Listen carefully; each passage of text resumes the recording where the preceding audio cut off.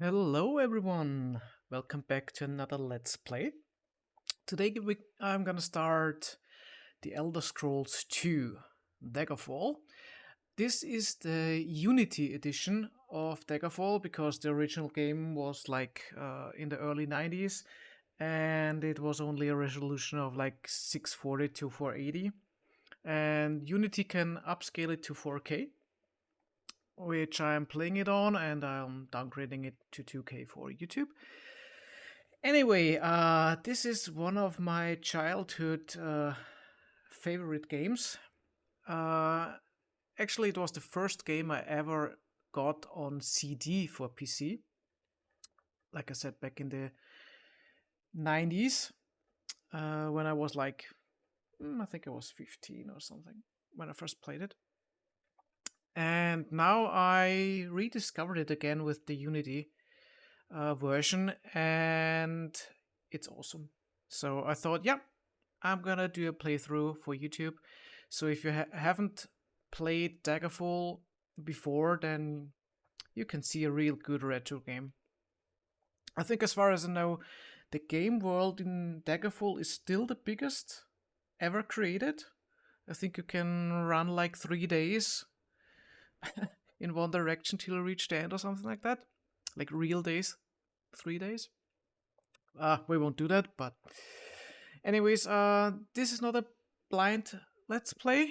As I've already played the game before, I know the mechanics and I know some tricks how to create the character, what skills are good, which are not, and so forth. But still, there will be challenges. And we're gonna start a new game, make everything from the start.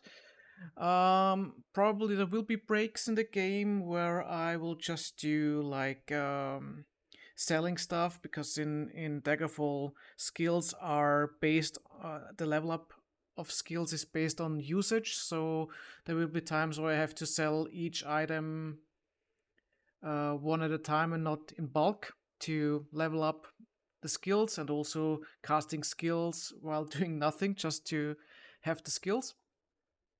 But nonetheless, we will do that. I'll probably do a fast forward when you see that part of the game.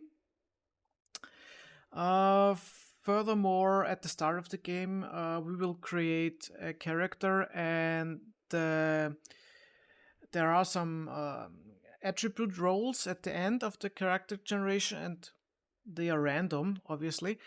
So I will, of course, stop there and resume recording when I have a good roll. Otherwise, I sit here like an hour and click on reroll, reroll, reroll all the time. But yeah, I think that's it. We gonna start.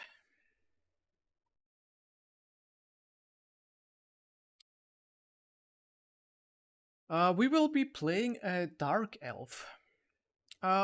Before we start, maybe another thing.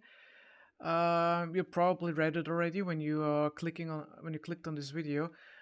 This version of Unity is not the vanilla version. I have quite some mods installed, but most of those mods are correcting errors in the base game, or adding stuff that is not intruding to the normal gameplay.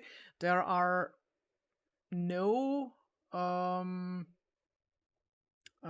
settings that would break the game or make it easier, I would say.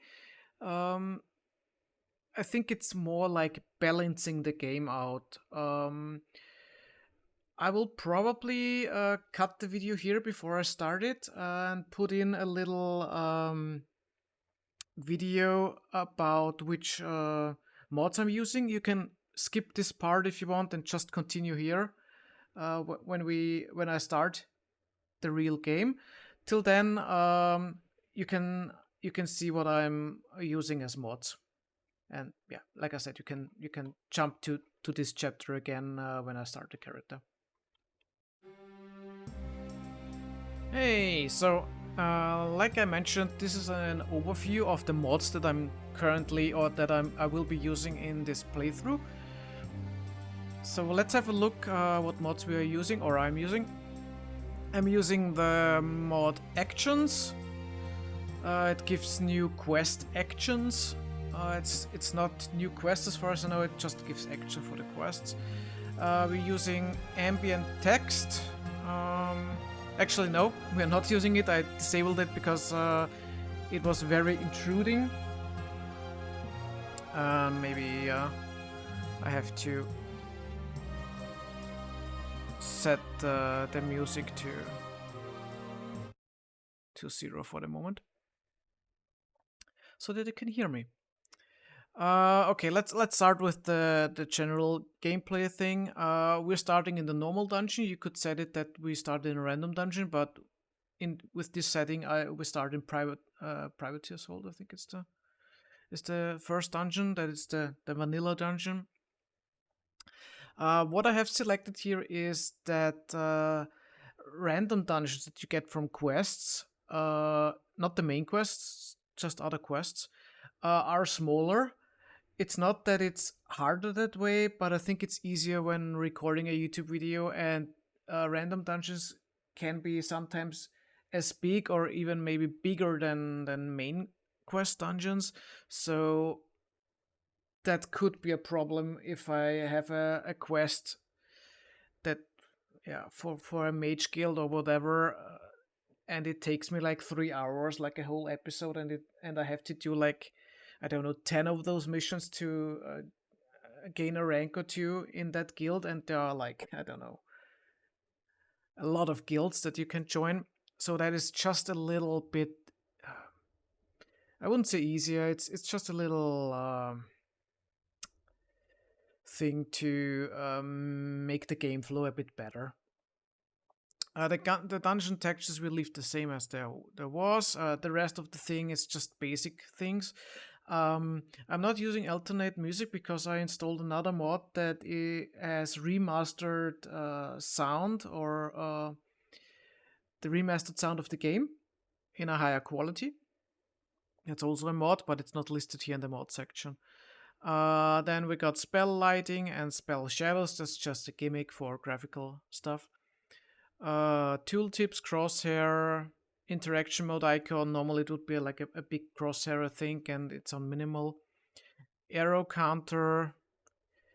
I'm not using bows, I can tell you that already, so I'll leave it on, but we won't use it.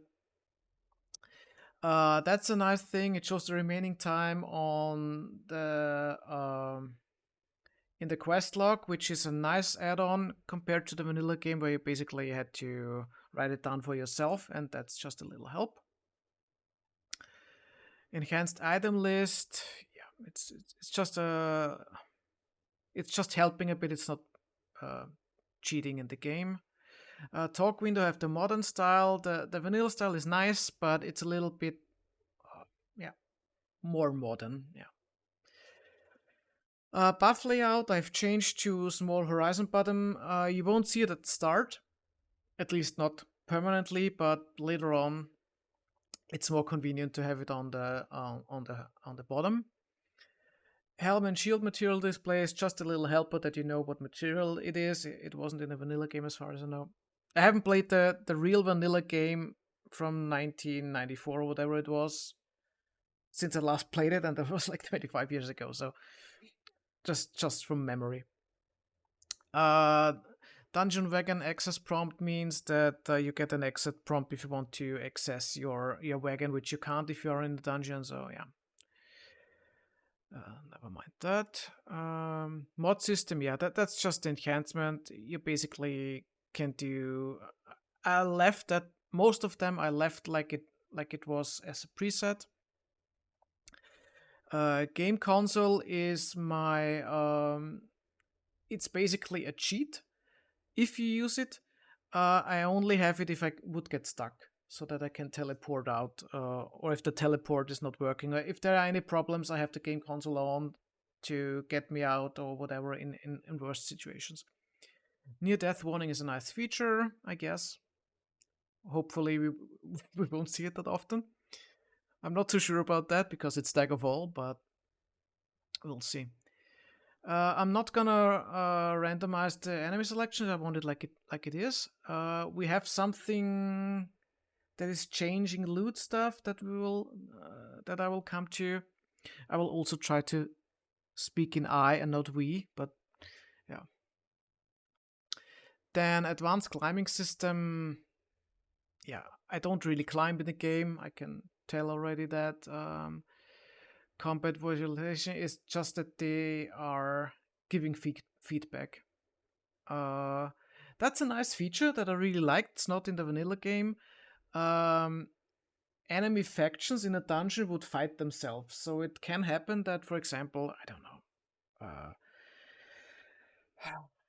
a red is attacking a bat, for example, yeah, because they are not the same type of creature or whatever. It can happen, and it's a nice feature because you can interact and attack, but if there are like strong enemies, then it could be that you can also I wouldn't say cheat the system, but if you, for example, have a skeleton that is following you and attacking you, and you see an orc up front, and you know they don't like each other, then there is a chance that the skeleton breaks off from you and attacks the orc, and you basically fight the winner.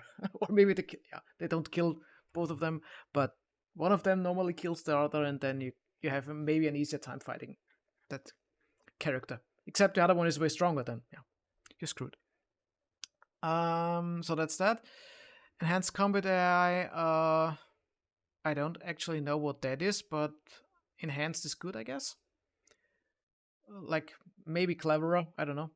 Allow magic items repairs. That's also not in, and that one too. That's also not in the main game. It means that magical items could break and they wouldn't be able to, and they would be unusable, I think. And with that, you can use them. It's maybe a little bit wonky. You could say it's a cheat, but yeah, I think it's a gameplay feature that should have been in the original game anyway. Instant repair services, that's debatable. I will leave it on. It's just that the repair is made instantly. I think in the vanilla game you had, like, depending on the quality and the enchantments you had on the item, it could take days, weeks, or a month, I don't know, to repair an item, which, yeah. That one is debatable. I agree, but I will let it on. Guild quest player selection in a list box. That's also a 50-50, depending on what you consider cheating or not. I mean, for me, it's not cheating. It basically means the quests when you're taking guild quests, the quests that you get basically are random. So in worst case, you would get not the hardest, but the longest taking quests for the same stuff that would take you with another quest like 5 minutes, but you get the same reward. And that just means that you can choose what quest you want to do. There was basically a workaround in the original game with save scamming. You basically loaded the game, and when you save and load the game, the quest resets again to random. So you basically could reload the game while standing in front of the NPC and wait till you get the right quest, and that one just gives you a list and you can choose what you can do. The list is still based on the rank that you have in. I mean, I'm going into detail now because I know the game, but the higher the rank you are in a guild, the more quests you get, and this is not breaking it. So you still get only the quest that you get at rank 1, and once you level up to, let's say, rank 5, you get the list for level 1, 2, 5, but you are not getting the list for level, I don't know, the next level that you can get. So that's why I say it's not cheating. It's like making it easier, not trying to reload the game every time till you have the quest that you want to do. Of course, you can do the quest the same quest over and over again. You could do that in the vanilla game too. It just took a longer time to do it because you always had to reload, like I said. Both we don't care. Maximum loader time is just how long you are waiting without regenerating your health, stamina, and magicka. So it's basically waiting. Loitering is waiting compared to resting.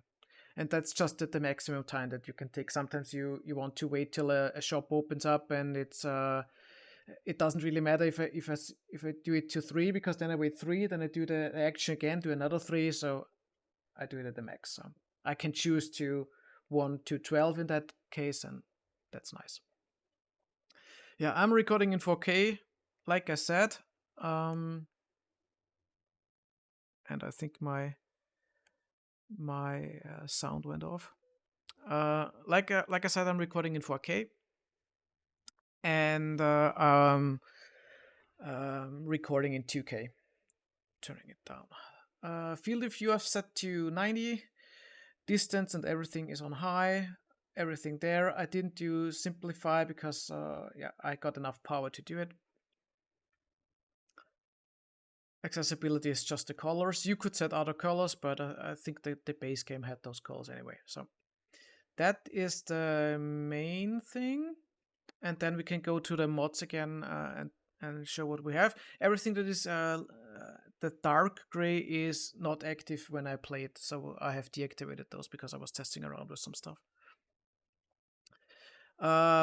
Basic roads, it's just that if you're doing fast travel on movement and not real fast travel, then that works, I think. Background questions and history fixes is a mod that in the original game there were some questions that you got in when you had a when you do the character generation, and some of the questions they didn't do anything because either Bethesda at the time had no time to do it, or they simply forgot, or I don't know. But this mod fixes that, so those empty questions that did nothing when you selected something do now something, or at least they do what they should do.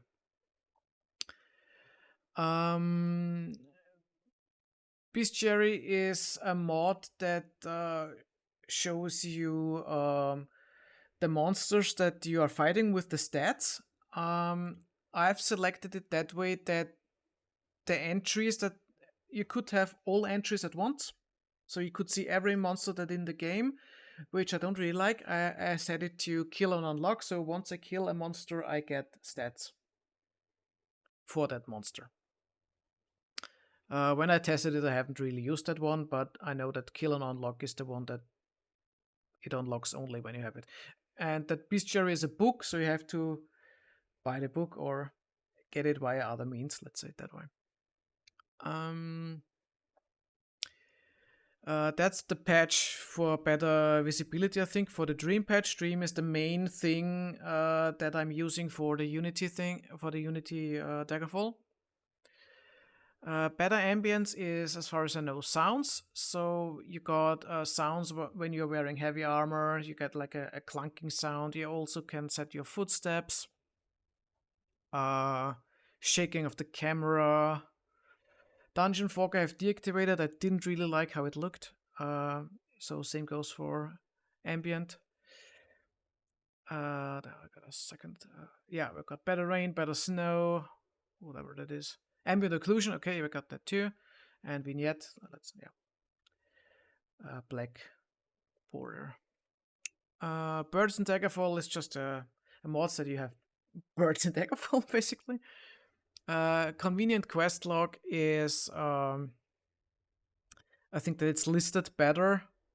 I don't know if that mod also selects that you can put in notes, something like that. Dream, I'm not going over it because there's just it's an upscaling and graphics and whatever, so that the videos that would normally be like that size are now 4K, or at least upscaled. Expanded textures is better textures, I think. Darker dungeons. I haven't really said anything in darker dungeons. You could do that you have to activate the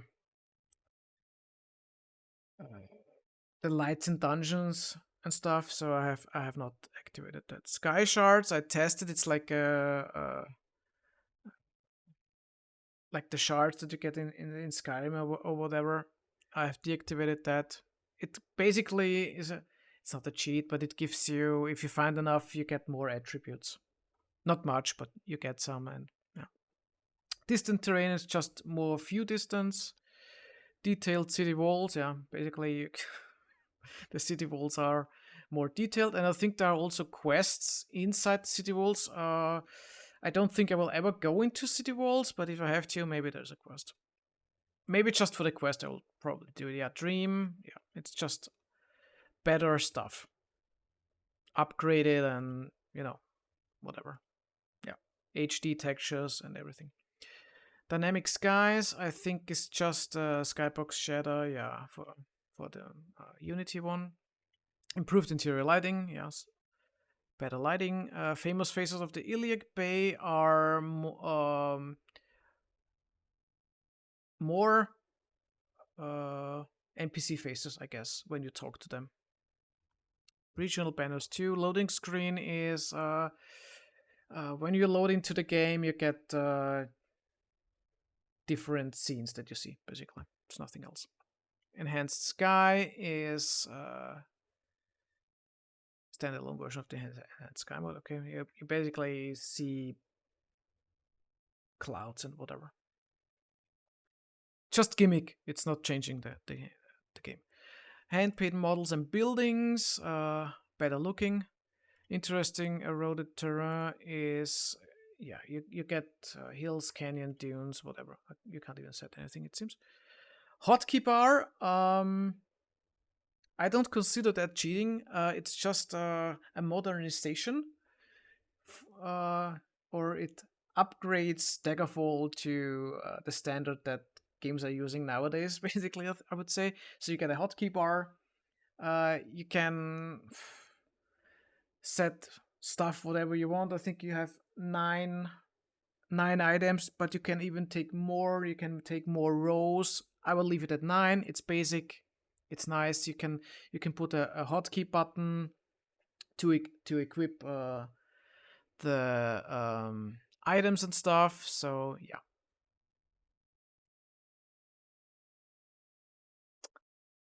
I hope I didn't delete the wrong one because I had 2. We will see if it's the right one or not. Real grass is just better looking grass.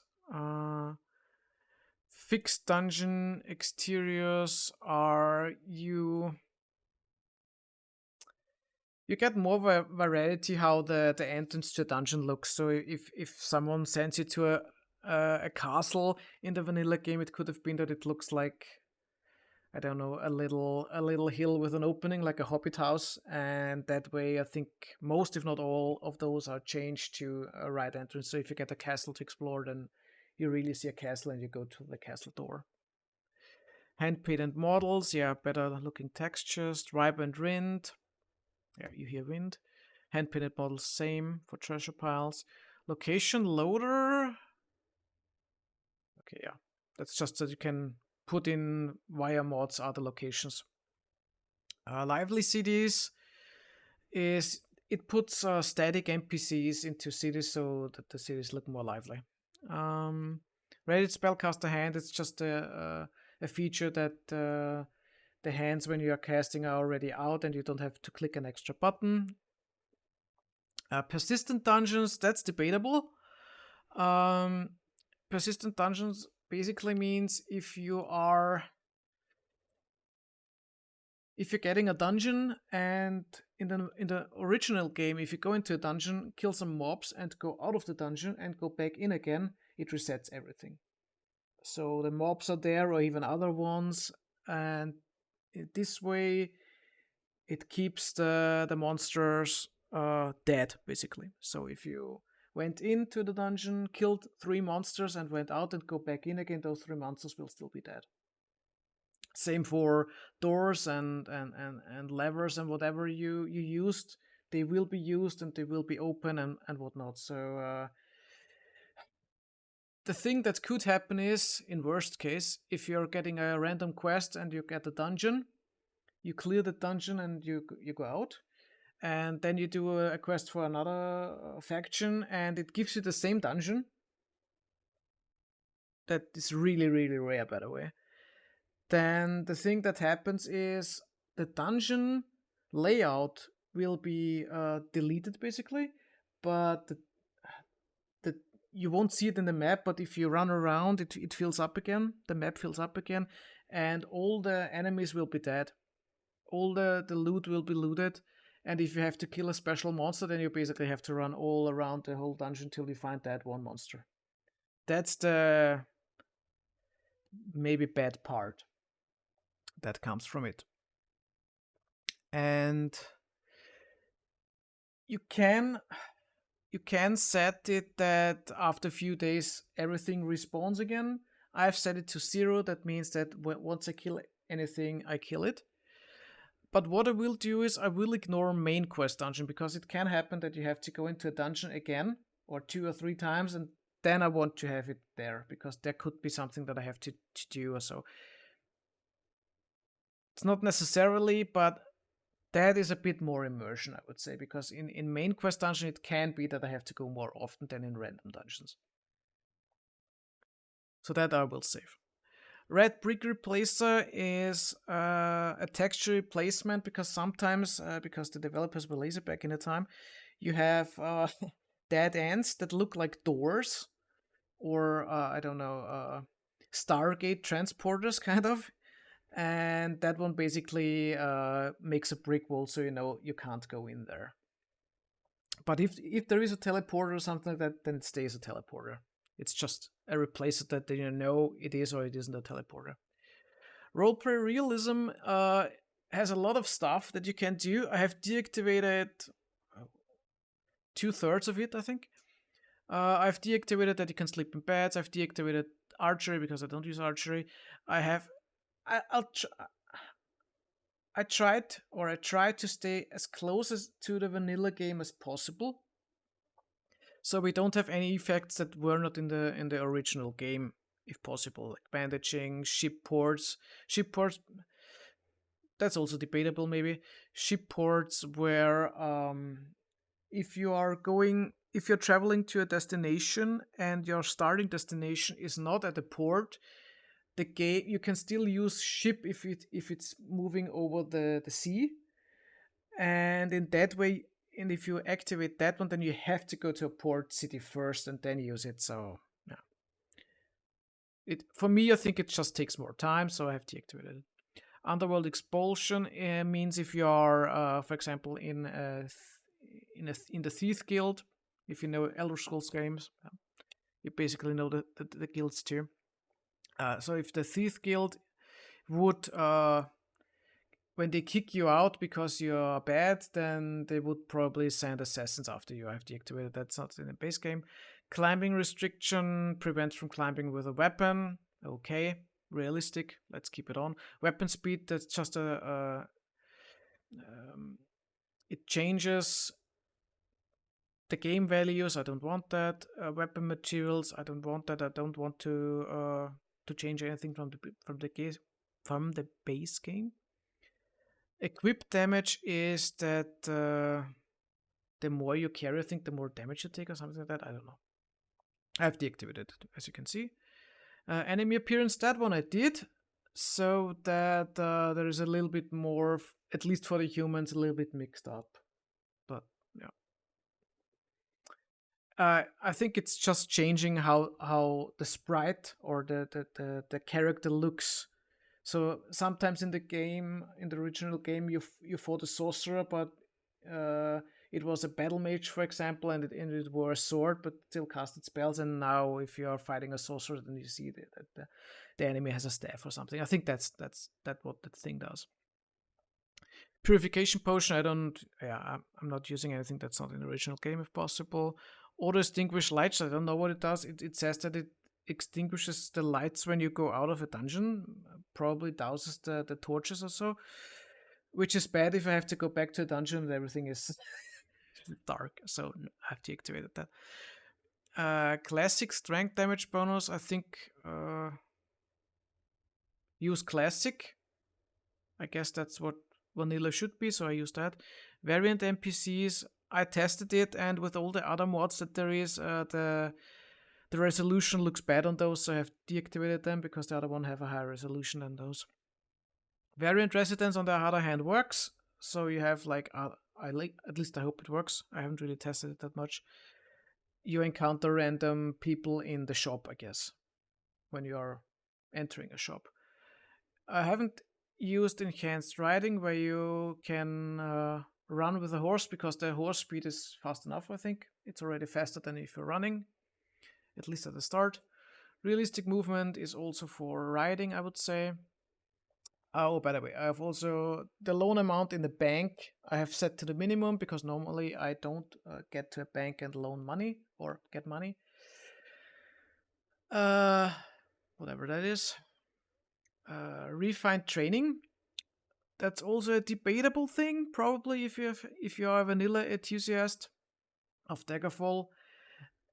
What it does is, in the original game, when you are training a skill, you can train to a certain amount. The skill goes from 0 to 100. And I think at level 50, you cannot go to a trainer and train your skills anymore. You have to use them. You can use them before too, but at 50 there is a limit. You can't train past 50. And if you're level 1, training costs 100 gold, let's say. If you're level 11, it costs 1,100, but that price doesn't take in effect the level that you have trained yet. So even though you are at level 0 at the skill, but you are level 15, you would have to pay 1,500 gold, for example, to level that skill up, even though it's not that high. And that mod changes it, so like it states here, it makes the price of training based on skill levels as well as player level. So it balances it up a little bit so that you don't have to pay that high price for a skill that is not as high.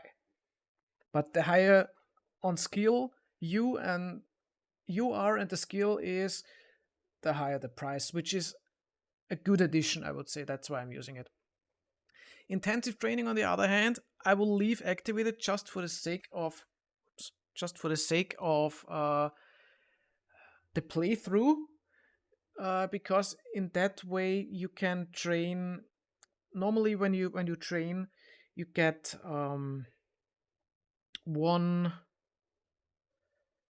you level up one percentage of the 100% that you can get, and it takes like 3 in-game hours.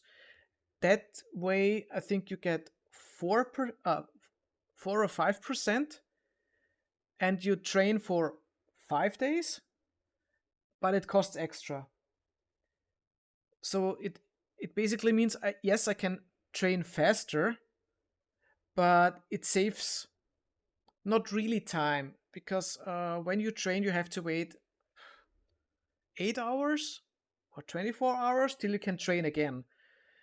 So in that way you can train already those 5 days that you probably would have done anyway, pay a little bit more, but you're already done with it, and the time still passes.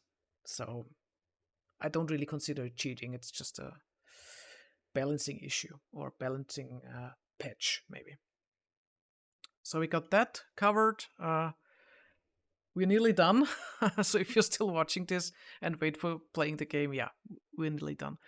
The same goes for items. I've probably deactivated most of it. The only thing that I did is that the enemies and the loot piles that you find are balancing the loot, because in the vanilla game it could get really overdone once you reach a certain level, that you get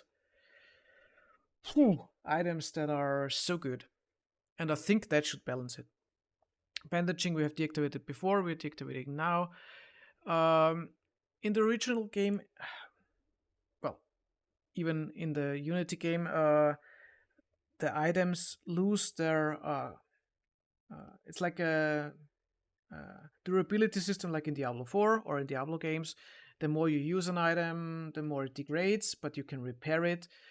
And this way, the prices, if you sell it to someone, would be based on the status that the item is in. In the vanilla game, if you have a used item, it's the same price as a new item. And this way would correct it, but I don't use it because I use the vanilla thing. You could always repair it before and then sell it again, and it would be the same thing. So, and repairing doesn't cost that much, as far as I know. So, it's not really affecting it if we leave it at the vanilla game.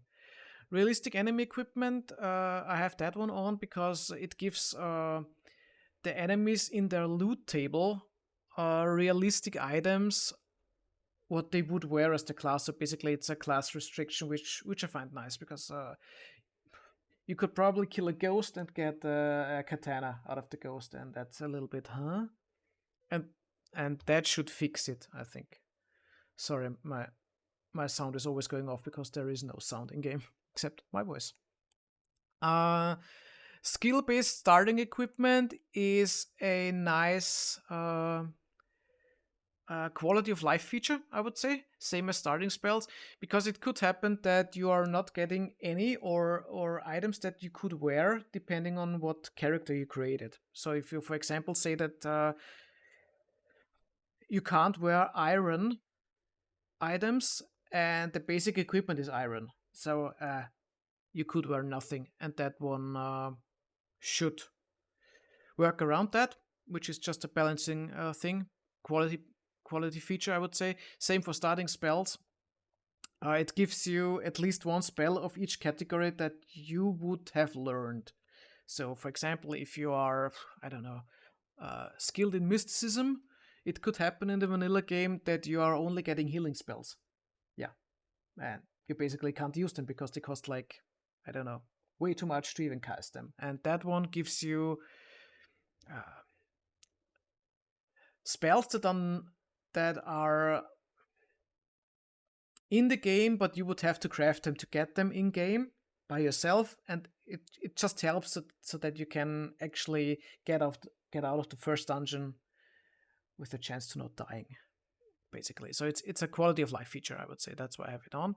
Weapon balance I've deactivated. New weapons I've deactivated, and new armor I've deactivated. I would have activated them, but the sprites, the textures are not on par with the quality that I'm using, like HD and some. So it really looks messed up.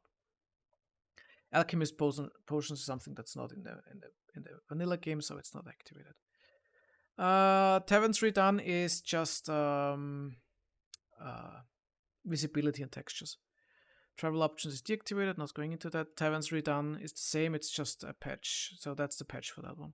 Windmills, just add windmills in game. That mod came when I downloaded it, so that was already there. It just puts in windmills for whatever reason. I think they were planned in the original game but were left out, and now they're in again, so yeah. World of Daggerfall, yeah, there you go.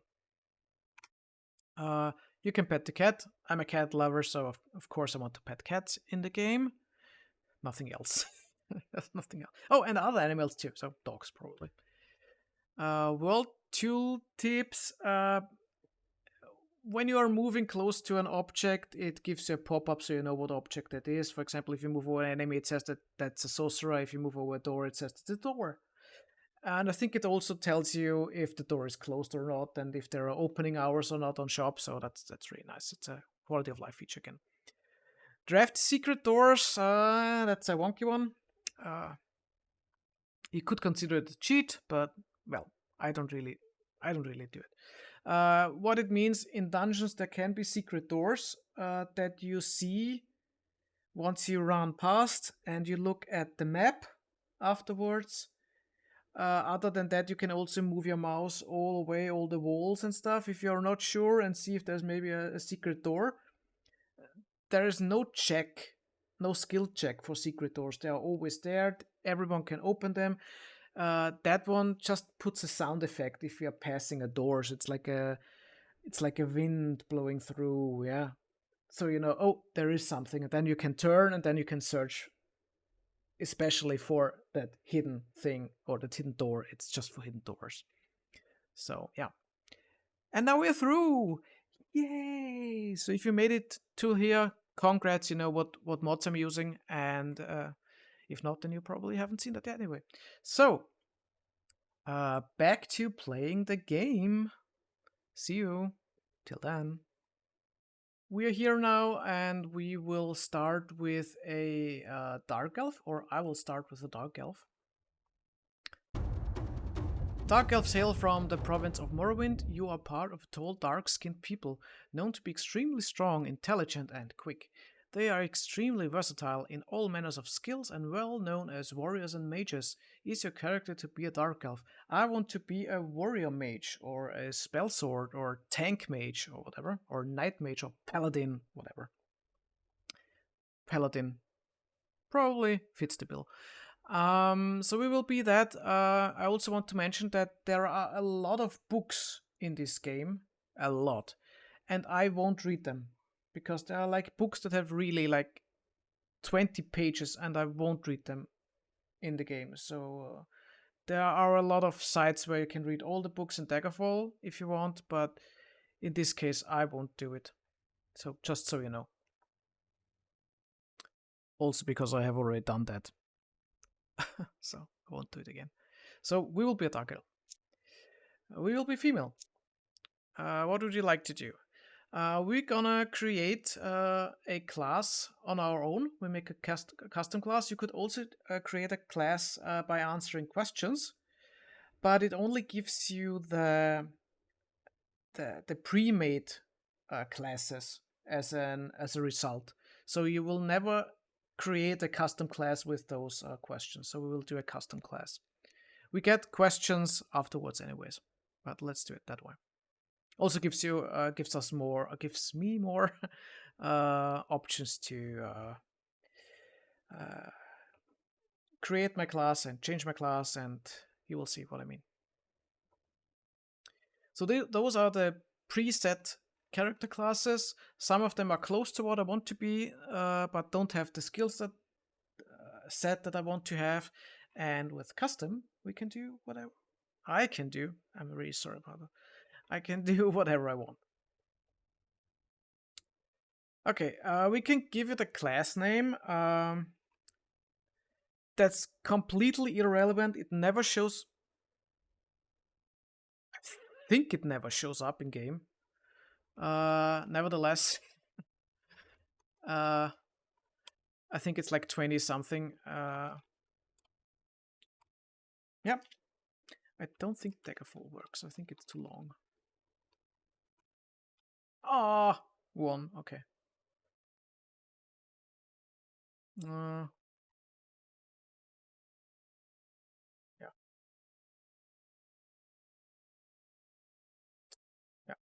We could do Elder Scroll.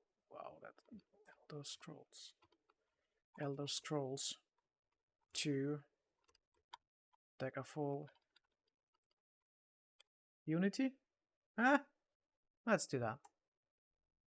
Doesn't really matter. I've already prepared for myself the stats that I want to start with. Don't worry if something is too low or too high. I know what I'm doing. The start will be maybe a little bit harder, but once we reach a certain level, then we will breeze through the game. I will breeze through the game. It will be really hard, I'm so sorry. I think that's it. We're gonna put it on. Let me see. I have to look at my cheat sheet. I have lots of cheat sheets, yeah, you know, because I found my notes from like 25 years ago. I still had them in a box, so I know some stuff again.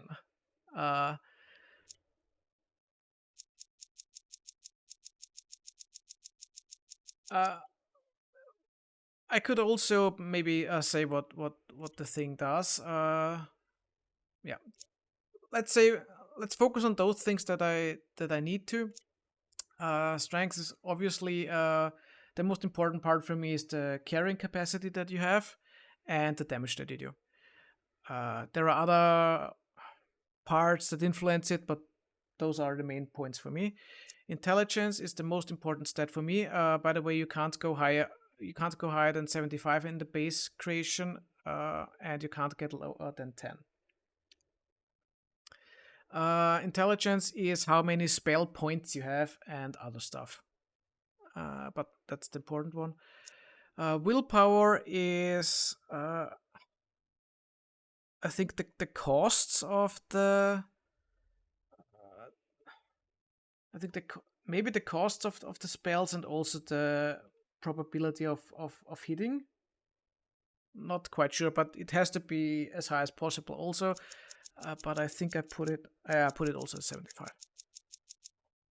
Agility is movement, dodging, and I think also swinging, if you hit or not. I'm not sure if it's swing speed. I think the swing speed of the item is based on the skill of the items. For example, a sword is longsword and stuff like that. Agility, I think something is not how I want it to be. Yeah, personality stays at 50. Endurance is 55. Oh, yeah. No. That one. Something is off.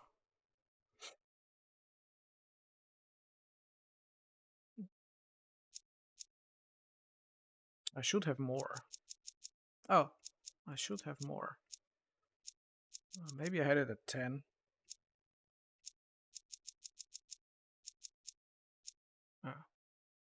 Okay. 70, 75, 75, 55, 55, 50. Yeah. I don't know why it's 10 there. I think it should have been 50, but yeah. Never mind.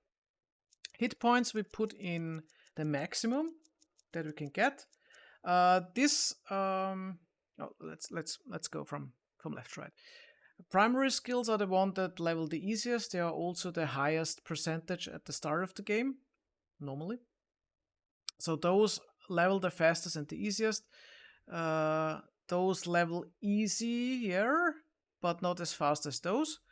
And minor skills are leveling also faster than, fastest, faster, normal maybe. And there are also miscellaneous ones that basically I think start with 0, but you can still train them. So the more you use a skill, the faster you level up. But the lower you are in this list, the longer it takes you to level. So you have to use the skills more often to level more. Let's say it that way. We'll fill that out in a second. Skill advancement for class is very important. At least I think it's very important. The lower the dagger is, the faster you level up. I wouldn't really say it's that easy and difficult. Doesn't mean the difficulty of the game. Well, it kinda affects the gameplay too, because items are based on level. So the best level items are dropping when you reach a certain level threshold. So the longer it takes you to get to that level, of course, the harder the game will be. But this one basically means the lower it is, the easier it is to level the skills. But the faster you level skills, the faster you level up in total your character. So the lower this gets, the better it is. I haven't figured out yet, or I haven't informed myself yet, if those are static or if the in-between also affects it. So I'm not sure what I mean if you have it on easy down here, if it's still 0.3 or if it never goes below that. I know the average is 1 and this one is 3, but it could be that difficult up there is like 6 or 5. So, or I don't know if that 0.3 times 3 is all the way up there. Not sure. I think it is, because what would be in between here, right? So that would be like 2.5 or whatever, or 2, and that would be 1. So the base game says that you should be average, but we will be here once I'm done. Maximum hit points per level is really affecting that thing. So we must try to stay as close as possible here, but don't worry. The minimum is 4, which is really bad, by the way. And the maximum is 30, which is really good. So every time you level up, you get at least 30 hit points, and I think it's also influenced on your endurance and stuff, but yeah. Not going into detail that much. I'm already in detail way too much for the start of the game. Anyway, so we're gonna start with that, and we put in the skills don't affect the skill advancement here. So what we can do before we go any closer here, let's start with the skills. Also, the position of the skills doesn't matter for how much percentage you get. So if you have it here, you don't have 35%, and if you put it here, you have 32. It can happen depending on what happens later, but it doesn't matter. You will have the highest percentage here, medium percentage here, lower percentage here, lowest on the one that isn't even listed here. The miscellaneous skills, basically, or the rest. Let's start with primary skills. My primary skills will be restoration, which is basically healing. Healing is very important at the start of the game. Later on, you probably have items or you don't even get hit that hard, but at the start of the game, really important. Also, the guilds that I will be in need a major skill and a minor skill so that you can advance. We'll get into that. Let's say we stay restoration. The other one that we will do is mercantile, which affects the prices when we are buying and selling, or just selling. I don't know. Maybe buying too. We won't be buying much, I can tell you that. But selling is the most important for me, so that we get better prices when we sell. The other one will be Longblade, which affects dual-wielded swords and one-handed swords. Major skills, we will go. I have to quickly look if I'm doing it right. Yeah, major skill will be mysticism. That one is also an important one for opening stuff and so on. Very important, but not as important as that one. The next one will be short blade. We will use short blade only at the start of the game, but it's very important that we have percentages here. And it's also a backup skill, main skill, backup skill. Like I said, will be important later on. And the third one is a skill that I haven't used yet, but I want to try it in this playthrough. It's lockpicking. Lockpicking percentage, I don't know how it works with the locks, but we'll try it out, because I normally have one space left that I fill with a random skill, and that's basically that one. Now, let's go to minor skills. Minor skills will be all the other mage schools. So alteration, destruction, illusion, and thaumaturgy. There are 6 schools of magic. So restoration, mysticism, and the other 4. So we got those 4. Then we have, let me see my list. Then we have medical. Medical affects if you're getting poisoned or diseased, and also with when you sleep, something like that, that you heal better while sleeping or something like that. It's a minor skill. It's nice to have.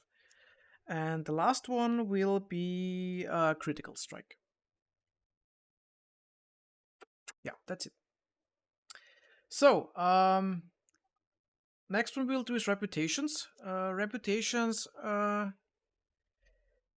will be changing depending on what we answer in the next step, and also in the game effects, dialogue choices and whatnot. But you will see what will happen when I do it. Don't be surprised. Underworld will be at maximum. Maximum minus, at least here, is 10. And merchants, we will go to 10. We're not going anything into nobility, scholars, or peasants. Peasants is the normal folk that you talk to on the streets. Scholars, I don't really know what scholars are. Maybe the trainers in the guilds. I'm not quite sure. And nobility is when you talk to kings and queens and barons and whatnot. So we will leave it at that. Now comes the fun part. You can, if you're doing a custom class, or base classes have advantages and disadvantages preset, but we can set whatever we want here. And certain disadvantages lower that one way more than others, and certain special advantages up that one more than others. And I know which one will affect me a lot and which ones won't, and which ones take a lot of those daggers down and which ones won't put it up that high. So that's a good thing to know. So we will max out all the disadvantages that we can get. I think the max one is 6, I think, that you can have. Same for advantages. You can also, if you want, you can also do only advantages or only disadvantages. But yeah, that's not what we're going to do. So we're going to do critical weakness to disease. I'm going to detail once we have selected all the disadvantages. Critical weakness to poison. Critical weakness to fire. So that already puts us way down, as you can see. Cheat sheet, real quick. Then we're gonna do damage, and we're gonna take damage in holy places. More to that in a second. Then we're gonna do, let me see, forbidden material. We are going to detail again once I've selected everything. Silver, Elven, Dwarven, and I can click on it and nothing happens because we have the maximum. 1, 2, 3, 4, 5, 6. Okay, it's 7 actually. So, what does that do? Critical weakness to disease means if I'm fighting an enemy that can put diseases on me, then and I don't heal them in time, that I would die. Or I could get a vampire, or I could get a werewolf. That's basically a positive one, but the normal thing is once you're diseased, you die. Critical weakness to poison is, yeah, once you get poisoned, it's really bad. The thing is, at the start of the game, poison kills you anyway. Because the ticks are so strong, it kills you anyway, so it doesn't really matter. And later in the game, who cares? Well, I know, who cares later in the game. It won't affect me later in the game. Critical weakness to fire. Oh, fire. Why fire? Well, the enemies that you face are also level based, and fire starts later, or the enemies that use the fire skills come later in the game and not at the start. Well, if you're really unlucky, yeah, you could get maybe someone that's firing a fireball at you, or a monster that spits fire or something, but it's so rare. It's really, really rare. And normally if that happens, you can either evade that monster somehow or run away from it or something like that. So in the early game, it shouldn't really be a problem. And in the later game, like all the critical weaknesses, doesn't really matter. Trust me, it doesn't really matter. Damage from holy places means when I enter a holy place being, for example, a temple, for a guild that uses temples. then after a few seconds, when I entered that building, my health will start to drop. It won't be fast, but in the early game, you will definitely be aware of it. In the later game, who cares?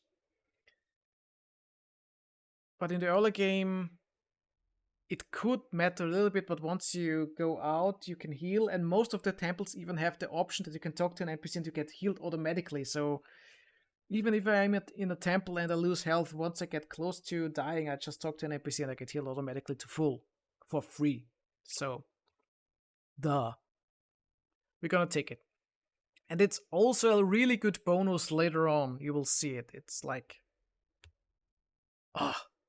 it's awesome. Even though it sounds bad, it's awesome. It's way better if we deactivate it. It's way better than, for example, darkness powered magery or magic, which basically means I can't cast magic in the light. Same for that. I can't cast magic in the dark. Like in a dungeon, I can't cast magic, or it costs way more.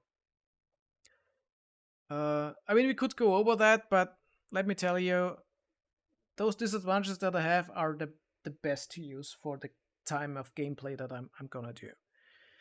What I wanted to maybe say, from sunlight, it's horrible. If you're walking on the streets during the day and you want to go inside shopping or whatever, you're taking damage. You can't rest. You lose health all the time. So that's bad. That's good. Right. Going on. Forbidden material silver is you are not allowed to wear any items that consist of silver, which is more at the start of the game, but trust me, it won't affect me. Forbidden material elven, same thing. I can't use elven based items. Same goes for dwarven. I can't use dwarven gear. That one is early game. That one is early to mid game. But you will see why I won't be needing it soon. So those are all our disadvantages that we have. Now, you see, we are completely down there. So of course we take some advantages. And we take really good advantages. At least for the gameplay that I do. We're gonna be immune. I can't use that. You can't be critical weakened and have immunity. So you can't cheat the system. That's good. Not that I would do that. So we're gonna be immune to magic, which is a big thing. We're gonna be immune to paralysis, which is a big thing. You don't see it affected yet, but if we wouldn't have any disadvantages there, it would spike up to way higher. Just those two. Paralysis is like used, vampires use it. Even monsters right at the start can use it, like spiders. Not being able to be paralyzed is so good. Late in the game, there would be options to do that also by other means, but at the start of the game, early dungeons, there are monsters that can paralyze you, and you're basically dead. There are skills and other stuff and spells, but if you don't have that, or if you want to play it easy and don't focus on that too much, immunity to paralysis. By the way, the race that you choose at the start also have bonuses. So if I would have taken a high elf, I wouldn't have to take that one because they have it automatically. But we're playing dark elf, so I have to take it. Just so you know that there are also options or that affect that also. but we stayed that way. Furthermore, what else do we have? I'm talking too much. I'm sorry, but I want to get as detailed as possible why I do stuff like that. Then we're gonna have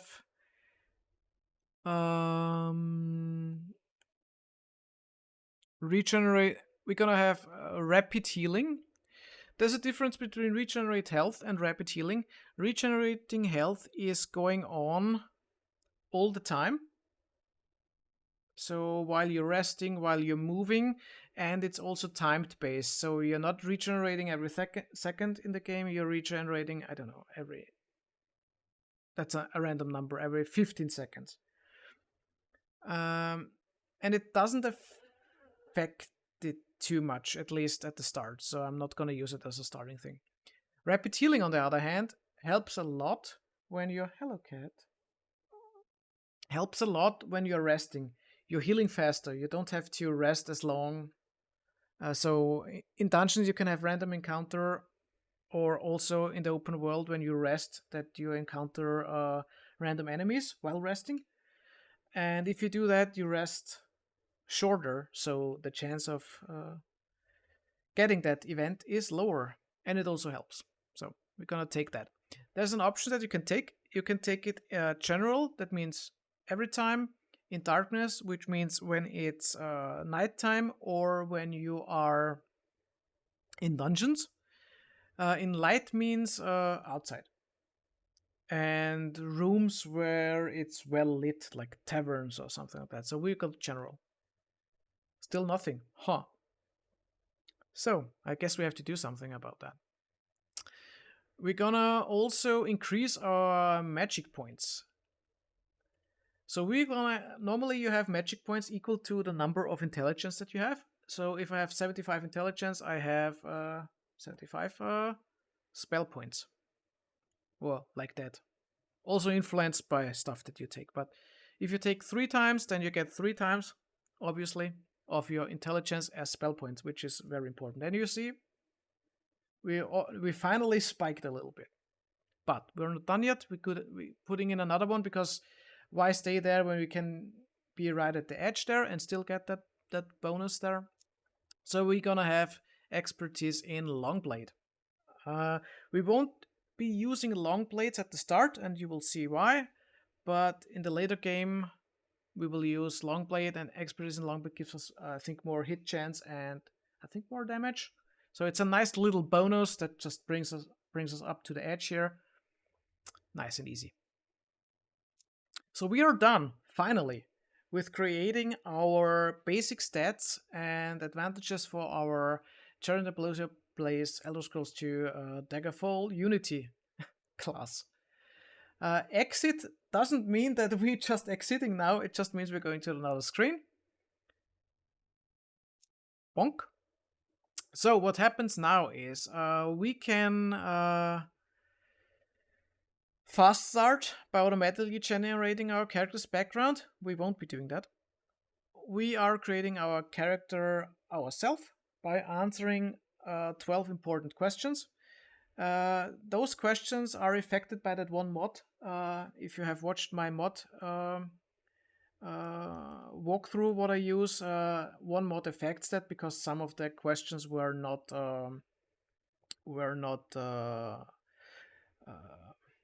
you didn't get the bonus if you answered it. It was a bug in the original game, or the developers forgot it. We don't know that, but the mod fixes it so that you get the bonus if you answer the question.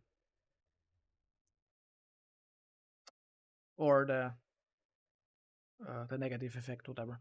So we're gonna start with answering 12 important career decisions that will influence my character background.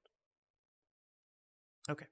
What thieving skills have you been studying the longest? We're gonna... those that are not in our primary and major and minor list get also affected here. So if I would use running, which I won't, so I'm not gonna click on it, it would give us points already in running, but we want to have it in lockpicking. We could also go critical striking because we have that one skilled. So those are those 2 that we would have skilled, and we would get more points, obviously. But we will go with lockpicking. What school of magic have you been studying the longest? Restoration. That gives us more bonus points on restoration at the start of the game. Where is your expertise in combat? You can choose what we want to do. We could do short-bladed weapons. We also could do long blade. In this case, I will go with... Yeah,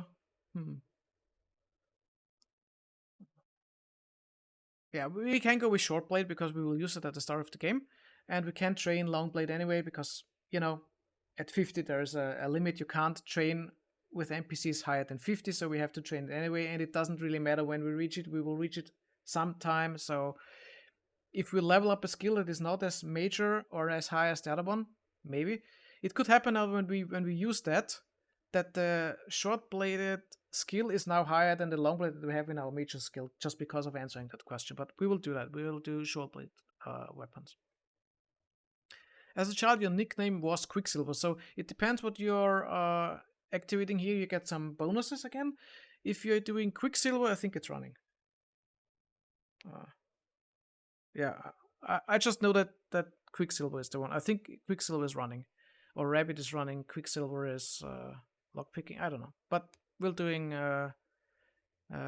Rabbit. I think is jumping. Where's Monkey? I don't know. We're doing Quicksilver.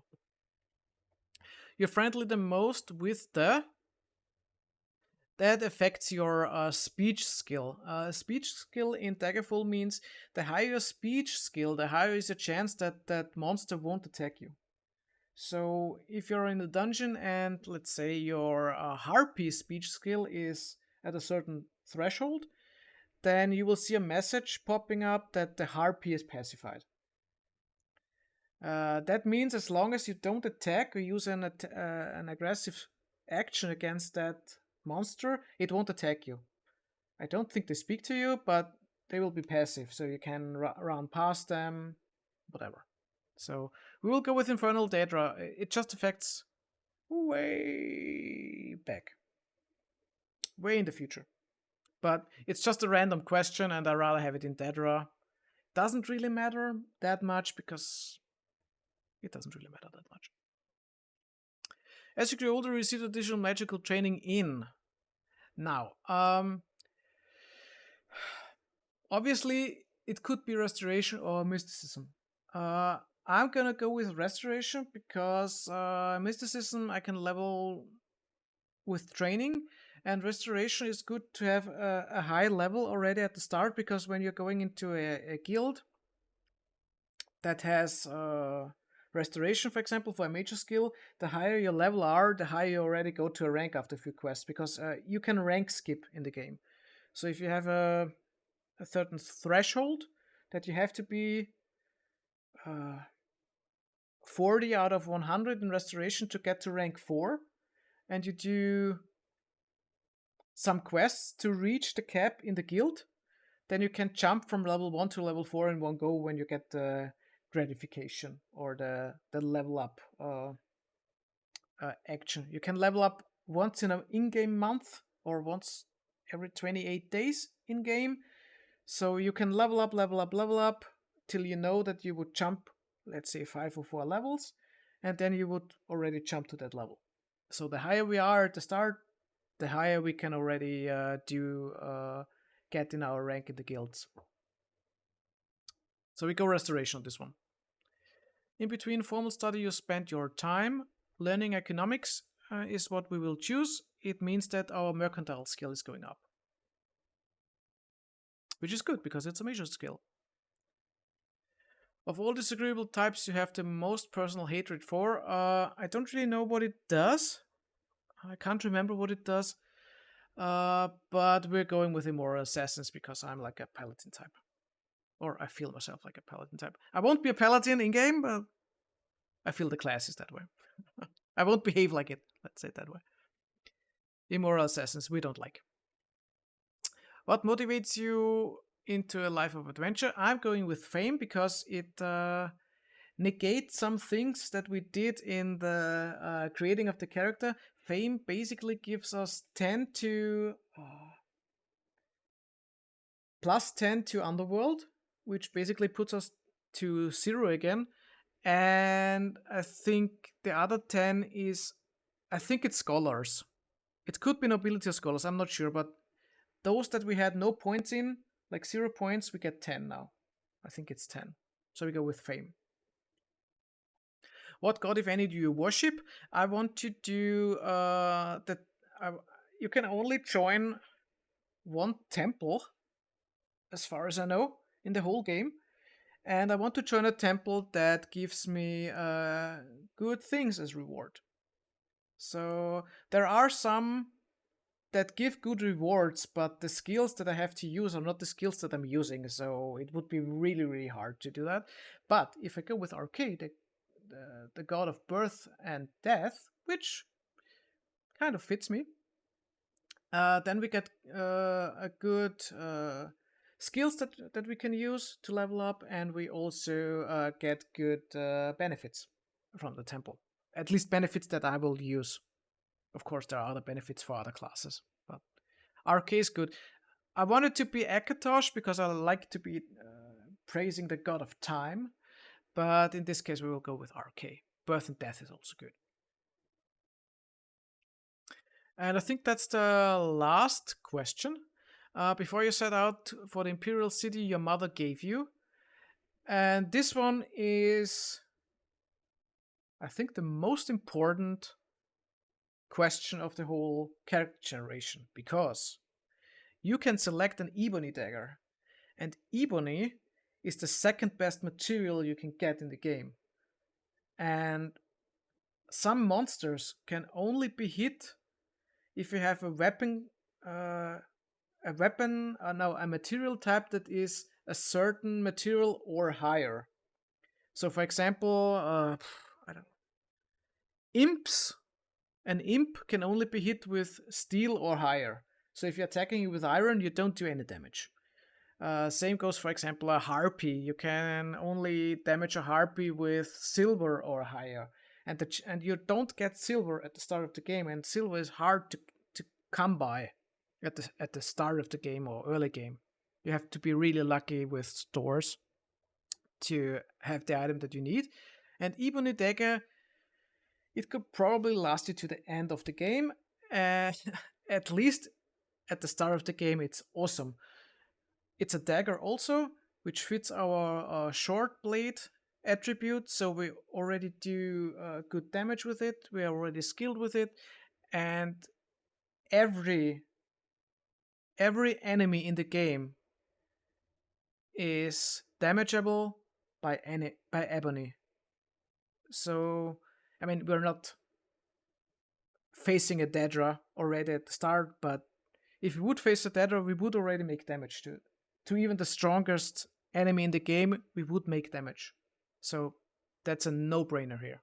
And if you don't know that at the start of the game, then if you don't know that about the game, about the material types and bonuses and stuff, and minimum things of mobs or enemies, then the first dungeon would already be a deal breaker for you.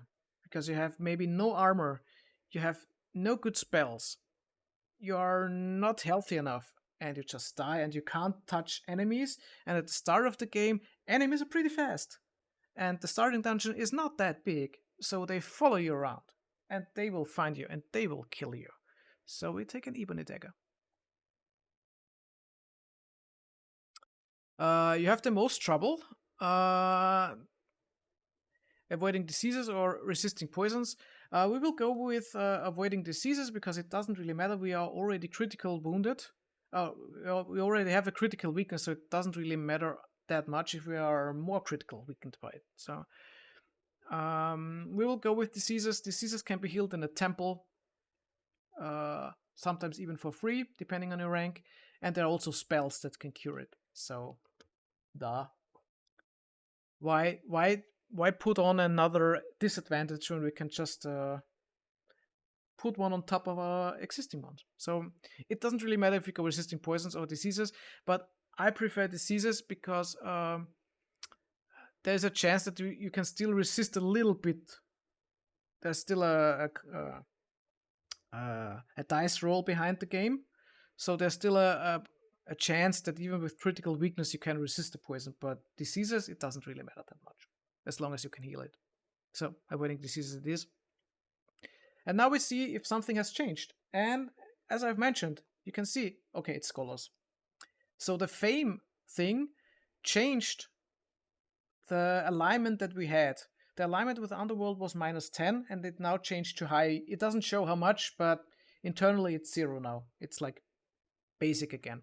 And scholars were 0, and I think it now it's at least, I think it's 5 or 10. I think it's 10. So we're as high as merchants now with scholars, which is pretty good. So I promise you we'll get to the game. Stay with me. Or just skip it and go to the game, whatever you want. Okay, we're gonna name ourselves. Bro, I have to be careful a little bit with the naming because I have tested already, and the funny thing is, if you have a name that is the same, if you give yourself the same name in Daggerfall Unity, then it overrides the save games and takes over some stuff from other in-game events that happen somehow. So I have to be really careful with naming. I want to keep the same name, so we're gonna put the eyes will look a little bit different. So a normal eye looks like this, but I'm gonna put a thing on top. So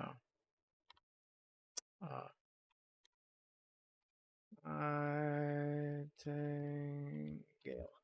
So that's my normal name that I use. If I can choose a long name, that's it. So we got all those apostrophes or whatever instead of a normal I. It doesn't affect in-game. You don't get bugs in-game if you use that, so it's fine. Ambrosia Nightingale. Yeah. You can also do a random name. We don't do that. Okay. Now we can use a face. I'm also using a mod that is not listed in the mod list because it's just textures that is putting like HD pictures and not so pixelated like they normally are. And we will, I mean, I can show you all that are available. So this one for females, female dark elves. Some of them look pretty ridiculous, but yeah. And we will go with this one. So that's Ambrosia Nightingale. Okay, and we're still not done. So I'm gonna stop the video here and roll as long as it takes till I get the rolls that I want, because everything here is randomized. So the maximum number that you can get here for points is 14, and all those things are also randomized. So what I'm looking for is a high intelligence. I think the max is 85.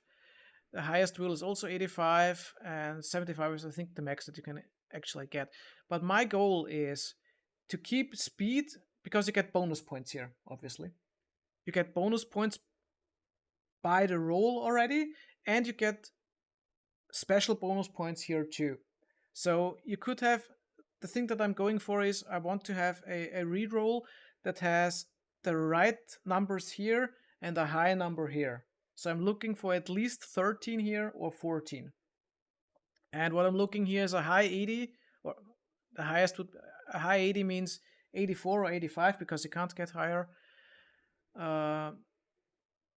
Basically what I mean is I will show you when I have the right rolls and I have set everything, and then I will be back with the video. That's in short. So I'll see you in a sec, at least in this video. A few minutes later.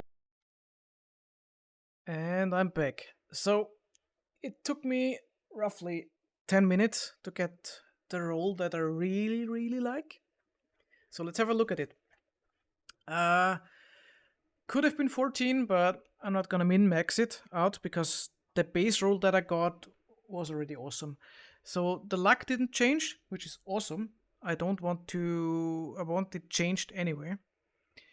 The speed didn't change, which is also okay. It would have been nice to have like 1 or 2 points, but that doesn't matter. You know, if I get 2 points and a 10 or something like that, it would be nice too. But those attributes that I have the least favorite attachment to, I would say, to get bonus points, didn't get any. So that's really awesome. Now let's look what we got. Personality was at 50, so we got 10 points as base, which puts us to the next level on personality, so we can persuade a little bit better already. Awesome. Endurance was 55, so we got 5 basic points, which puts us to the next level, so we get +1. That's all I wanted. Agility, we also got 5 points right on top to put us right on the next level to +1. We don't really need more. We just wanted to reach I just wanted to reach the threshold for the next thing. If we get 62, it's nice. If we get 61, it's nice. If we get 65, it doesn't really matter. It would change at 70 the next time, so whatever. Now the good part. Willpower we had at 75, we got a basic 10 right out of the bat. We don't need to change anything here. Intelligence, we got an 85. The 85 is the maximum that we can get based on our skills that we started with. So plus 10 points is the max that we can get.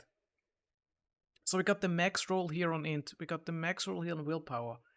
And we got an insane high roll also on strength. We got also a 10 point here. So there is the only better thing that could have happened would be a 14 here. Other than that, it's the perfect roll that you can get after like 10 minutes. But 10 minutes is nothing. When I was testing before on the build that I want to do, I kid you not, I rolled for like 30 to 45 minutes till I got something that was nice, and it wasn't as nice as this one. So this one it's a 9.9 out of a 10. That would be my perfect roll, to say it like that. So it's a 9.9 out of 10. We're gonna put, and you know why it's even that little bit better? Because we even reached the next threshold.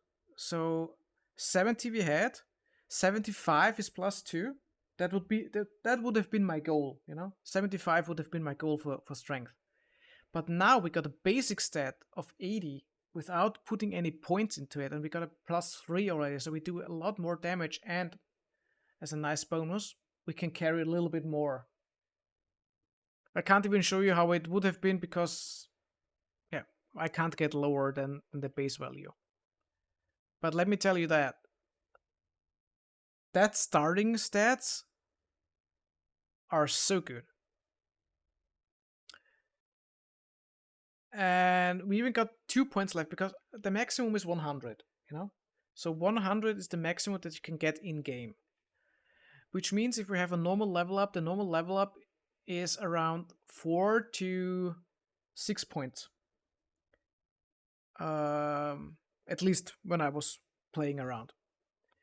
So the minimum would be, if I put in 96 here, with the next level up, I'm already at the max. So I don't have to put in more, because as far as I know, the minimum that I would get is 4.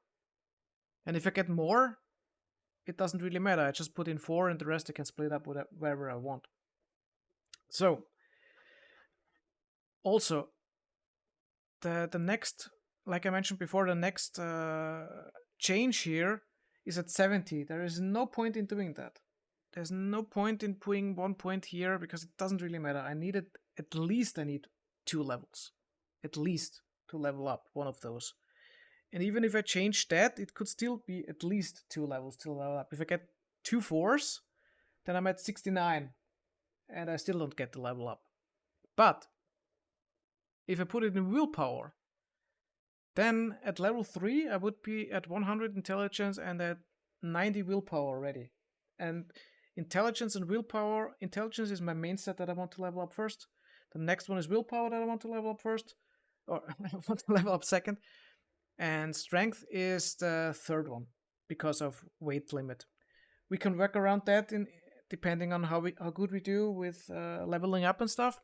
That's still to debate, I would say. But those 2 are priority 1. And then when we can, if I get the thing that I want, or if I reach that thing that I want early, then we can even skip that one and go right for agility or endurance. Doesn't.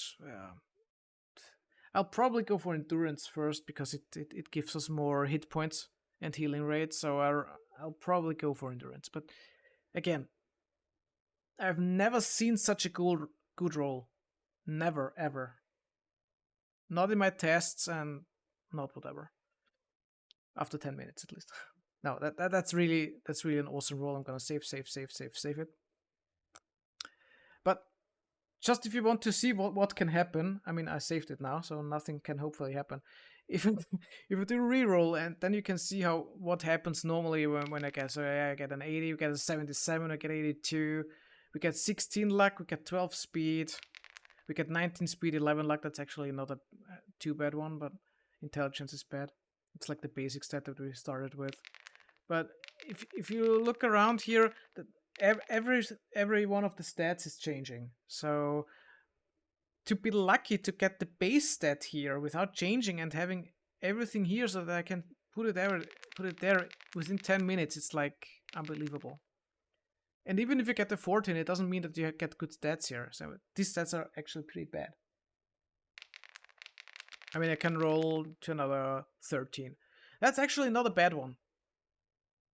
You can put in 10 points here, you can put in one here, and you would be at what I consider the best to start with here. But then you would have personality less, and you get luck and speed. So, and endurance here more than we actually need. So you see how long it actually takes to be lucky enough to get something like that I just rolled. Anyway, we're gonna load the roll. So that's the roll we're going with. It's pretty awesome. I'm so happy that I got that one. I would have been happy with something less, but this one is. Oh, I can't tell you. How, I mean, in the long run, it doesn't really matter. I know, but to start with that one and be ready to level up in like 2 levels and have the threshold that I want to reach, it's so awesome. Anyway, let's start. Okay, now we can put even more points in primary skills. So this one here was affected by the answers that we gave. So as you can see, short blade is a little bit higher as the base. It's still a little bit lower than long blade, which is fine. We don't really need to level up long blade. It will level up on its own, and when we train. The most important one is, like I said, restoration. I think the first big one in rank jump is 70, is 47. So if we go, I don't know, that one, we could be 43 maybe. And put that one to, because mercantile is really hard to level, at least for me. I can't really train it as far as I know, because I'm not in a guild or temple that I can train that one. So I have to level it up with selling. And when I sell all, even though I sell it every piece at a time to level up the skill. I don't sell 20 items sleep to level it up, sell 20 more. So that's not what I'm doing. So what I will do is I'm thinking of doing that so that I have a good threshold, not as high as restoration, but restoration is still close enough to level up in a certain rank in a time that is reachable. Like if I level up 4 times in restoration, I'm already rank, I don't know, 4 or 5 in the mages guild, and also in the temples. Once I reach their threshold of getting a new rank, because that you have to level 2, of course. And the other ones are an interesting bunch, actually. As I said, I don't know how lockpicking really works. If you have to be 30%, because as far as I know, the max level that a shop has, if you want to break in a shop, the highest lock level, as far as I know, is 10. So you either need magical open or lockpicking to get into that. And I don't know if lockpicking, the percentage is the number of the lock. So let's say if I'm 30% lockpicking. Can I open up a level 3? Or can I open a level 3 already with 20? I don't know about that, so... But what I do know is that I want to have mysticism higher because I need that open skill to open doors if I can't open them with lockpicking. So I'm gonna put it as high as possible. So I'm gonna put all the points here in mysticism. It was actually pretty low. That's because I didn't choose the mysticism question or the mysticism answer, and I took both answers for restoration. If I would have chosen the mysticism answer, then I would have 25 because I think you get 6 or at least 5. And it would be easier, but I would have lost 5 points here. So those I normally try to even out so that most of them are level 15, which is kind of the base. Probably the medical here. Illusion is not... Actually, I sometimes wonder why I put that here. It's just nostalgia, I think, because I like to play tank mages, but I don't really even use destruction skills. The thing is, there's nothing really else that could be useful. Yeah, I could put in jumping or running or dodging, but most of those level up by themselves while playing the game, and destruction does not. You have to train it. Why with spells, which I don't use, or with trainers, who I probably also don't use because I have other skills to level up first. So same goes for traumatic and illusion come later on in the game, but the most important are restoration mysticism. Those I really need at the start of the game. And a little bit of alteration sometimes, but yeah. Yeah, but it looks fine to me.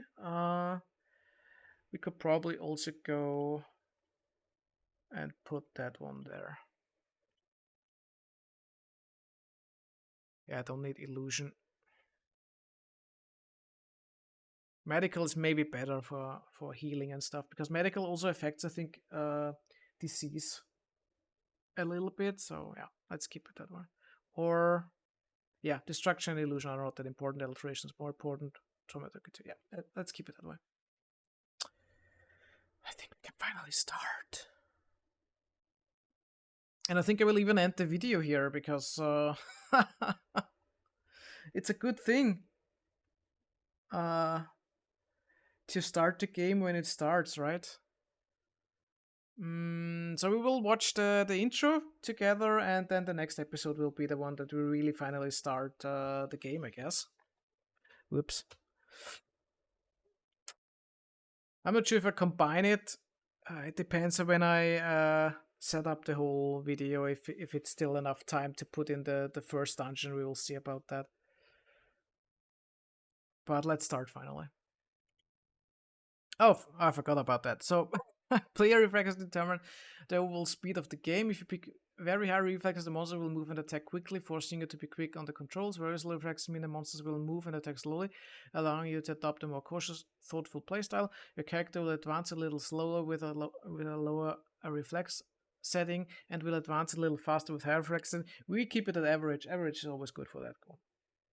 I tested it with high, and I got killed way more often, at least at the start of the game. So average is okay.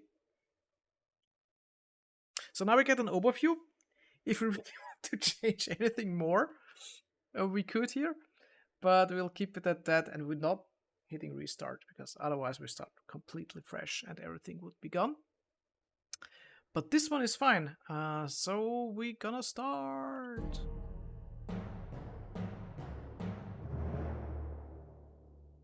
400 years after Tiber Septim's reign, the beginning will meet the end, and the bloody circle will close at the Empire of Cambria.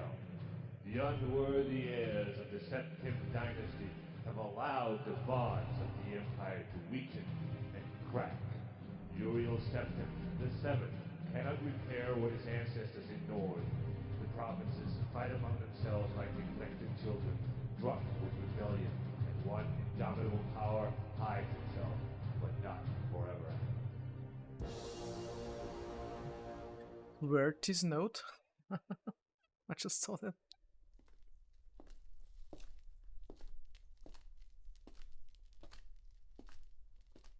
Midnight, of course.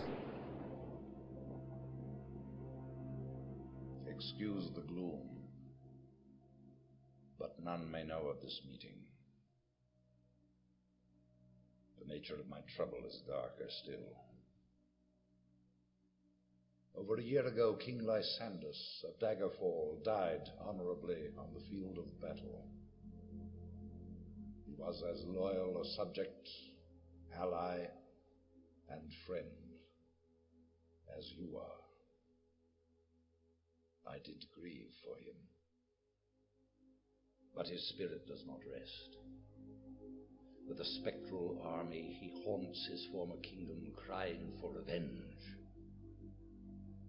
I do not know why a good and loyal man would be so cursed. Perhaps you can find the answer and close the marble jaws of oblivion, bringing peace to his soul. I ask this as your emperor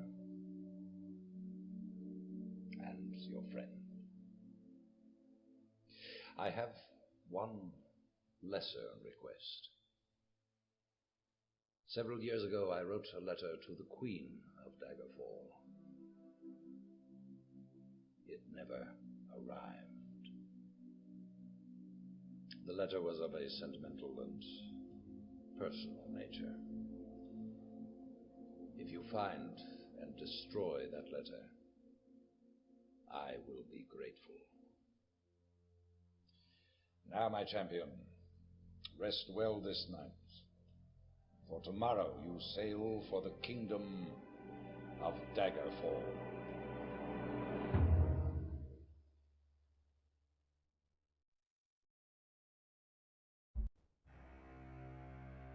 You wake and look around the room.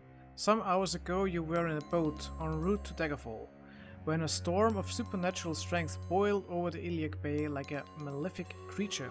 Your boat was destroyed, but you managed to swim through the churning water to a promontory rock. There you found a cave and escaped the fury of the storm. You had only just lit a small fire when a mudslide sealed you within. Your fear of being buried alive calmed when you saw the corridor leading out of the cavern. Perhaps there's a way out of this cave after all. Once free of the cave, you can begin the Emperor's quest. The Elder Scrolls Daggerfall has a tutorial that will be active during the game. It runs throughout the first dungeon and for a short time afterward. Do you want to use this tutorial? No, we don't need to do that tutorial, so we will select no. Alright, like I mentioned before, we will continue this in the next episode. We will also select our items and check what we have. Till then, I bid you farewell and sorry that the first episode was just character creation. I didn't really think that it would take that long, but with the mod description and everything, I think it's wise to keep it that way. I will also make a comment in the first video that if you want to really see the start of the game, the first dungeon, then go to this to the next video. So if you watched till then, thank you for watching. I hope you have a little bit background what my thinking was in creating that character. The goals of this character we will see once we continue our gameplay. Till then, I hope you stay with me, and as always, bye bye.